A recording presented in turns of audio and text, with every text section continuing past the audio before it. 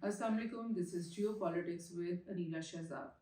दुनिया भर में जमहूरियत, डेमोक्रेसी की क्या सिचुएशन है, एक बहुत ही इंटरेस्टिंग इंडेक्स निकाली गई है इकोनॉमिस्ट इंटेलेक्चुअल यूनिट की तरफ से। और इस इंडेक्स का बहुत चर्चा हो रहा है दुनिया भर में और स्पेशली पाकिस्तान में, बिकॉज पाकिस्तान को इस इंडेक्स में बहुत ही डाउनग्रेड करके उन्होंने डेमोक्रेसी वाली कंट्री से निकाल ही दिया और इसको एक अथॉरिटेरियन कंट्री की तरह लेबल कर दिया गया इस लिस्ट में। तो ये जो मैप मैं आपको दिखा रही हूँ ये बिल्कुल उन्हीं का EUI का निकाला हुआ इंडेक्स का मैप है, जिसमें दिख रहा है कि कौन सी कंट्रीज जो है वो बहुत ज़्यादा फुल डेमोक्रेसीज हैं, कौन सी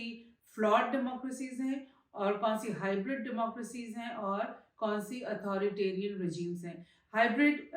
रिजीम्स जो है, इससे पहले जो पिछली इंडेक्स इन्हीं लोगों ने निकाली उसमें पाकिस्तान को वो हाइब्रिड रिजीम में लेबल किया करते थे। और हाइब्रिड रिजीम का ये मतलब उनके मुताबिक था कि जिस कंट्री में डेमोक्रेसी भी चल रही है लेकिन उसके पैरेलल कुछ अथॉरिटेरियन पावर्स भी हैं जो कि उस कंट्री को कंट्रोल कर रहे हैं। लेकिन इस दफ़ा तो उन्होंने हद ही कर दी और उन्होंने पाकिस्तान को बिल्कुल डेमोक्रेसी के तमाम कैटेगरीज में से निकाल कर अथॉरिटेरियन रिजीम लेबल कर दिया है। अब बात ये है कि पाकिस्तान में भी हर 5 साल के बाद इलेक्शंस होते हैं, बल्कि बहुत दफ़ा तो 5 साल से पहले ही हो जाते हैं। और पूरी कोशिश तो यही होती है कि पाकिस्तान एज डेमोक्रेसी ही फंक्शन करे। इससे पहले बहुत दफ़ा मार्शल लॉज लगे पाकिस्तान के अंदर और पाकिस्तान को बहुत ज़्यादा इस तरह से मतलब बैड नेम मिला हुआ था कि वो एक अच्छी डेमोक्रेसी की तरह बिहेव नहीं करता। लेकिन पिछले 8-10 जो रिजीम्स आई हैं पाकिस्तान के अंदर वो डेमोक्रेटिकली इलेक्टेड रिजीम्स ही रही हैं। लेकिन अगर हम इसको मैप को अगर आप अमूमी तौर पे देखें तो आपको ये भी एहसास होगा, ऐसा लग रहा है जैसे कि ये एक कोल्ड वॉर का मैप दिखाई दे रहा है, जिसमें तमाम जो एलाइज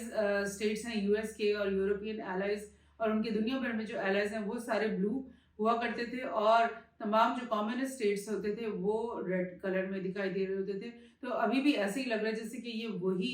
लाइक कोल्ड वॉर का मैप है, कैपिटलिस्ट कम्युनिस्ट वाले मैप से बिल्कुल मिलता जुलता ये मैप है। और आप देख रहे हैं कि यूएस जो है और कनाडा और यूरोप के जो मुख्तलिफ ममालिक हैं ये फुल डेमोक्रेसीज और या कम से कम फ्लॉड डेमोक्रेसीज ज़रूर,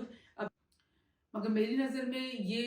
मैप इसलिए भी हैरत अंगेज़ है क्योंकि जो ब्लू और डार्क ब्लू कलर्स में ये ममालिक हैं, ये तो वही ममालिक हैं जो दुनिया भर में जंगें भी इनिशिएट करते हैं, जो कि इकोनॉमिक एक्सप्लॉयटेशंस भी दूसरे ममालिक की जा के करते हैं। और इनमें ऐसे भी ममालिक हैं जो कि जेनोसाइड के भी मर्तकब हैं। फॉर इंस्टेंस आप इंडिया को ही देख लें जो कि ब्लू कलर में है इस वक्त और इसको एक फ्लॉड डेमोक्रेसी कहा जा रहा है, लेबल किया जा रहा है। मगर ये तो वो मुल्क है जिसने कश्मीर के लोगों को कब से ऑप्रेस किए रखा है, 70 साल से, और उन लोगों का जेनोसाइड भी करे। यूएन के चार्टर के मुताबिक बहुत ज़्यादा ऐसी रिपोर्ट्स बन चुकी हैं जिसमें बताया गया है कि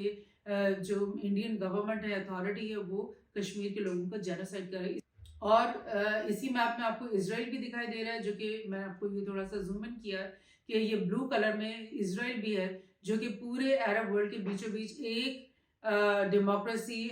वाहिद दिखाई दे रही है। और लेकिन ये तो वही मुल्क है जिसने कितने 70 साल से फ़लस्तीनियों का जेनोसाइड जारी रखा हुआ है। और इस वक्त वो जो गज़ा के साथ लोगों के साथ कर रहा है इसराइल, उसके खिलाफ तो इंटरनेशनल क्रिमिनल कोर्ट में भी इस वक्त मुकदमा चल रहा है। और वो कोर्ट जो है मुस्तकिल जो है वो तंबीह कर रहा है इसराइल को कि अपनी जेनोसाइड की पॉलिसीज और जो इकदाम हैं उनको ख़त्म कर दो। गो कि ये बात तो दुरुस्त होगी कि ये जो ब्लू कलर की कंट्रीज़ है यहाँ पर इलेक्टोरल प्रोसेस जो है वो एक अच्छी तरह से सरअंजाम दिया जाता होगा। लेकिन क्या एक डेमोक्रेसी होने का ये मतलब है, सिर्फ ये मतलब है कि इलेक्शंस को अच्छे तरीके से मुनक्किद कर दिया जाए, लेकिन तमाम जो दूसरे पॉलिसीज़ हों उन ममालिक की वो गैर इंसानी हो, इनह्यूमन हो, ह्यूमन राइट की अब्यूज़ के ऊपर जो है वो मबनी हो। इसलिए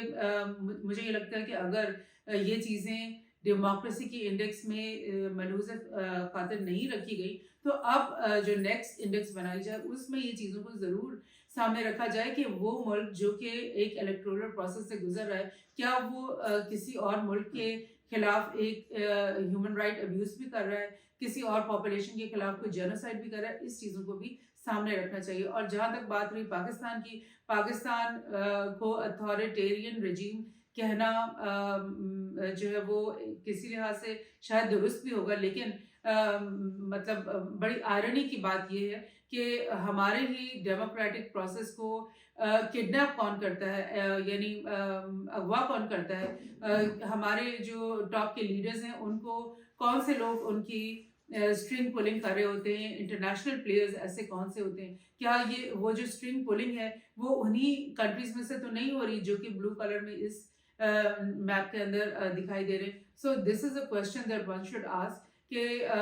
ڈیموکریسی, ہماری ڈیموکریسی کو اغوا کرنے والے لوگ جو ہے وہ خود تو اپنے آپ کو ڈیموکریسی کہہ رہے ہیں, اور کیونکہ ہماری ڈیموکریسی کی شکل بگڑ گئی ہے, اس کے اندر بے انتہا کرپشن آ گئی ہے تھینکس ٹو دیم, تو ہمیں لیبل کیا جا رہا ہے اتھارٹیرین رجیم کی طرف. سو یہ بہت سارے کوشچنز ہیں جو کہ اس انڈیکس کے سامنے آنے سے ہمارے دماغ میں رائز ہوتے ہیں, اور we should try to answer them. Thank you.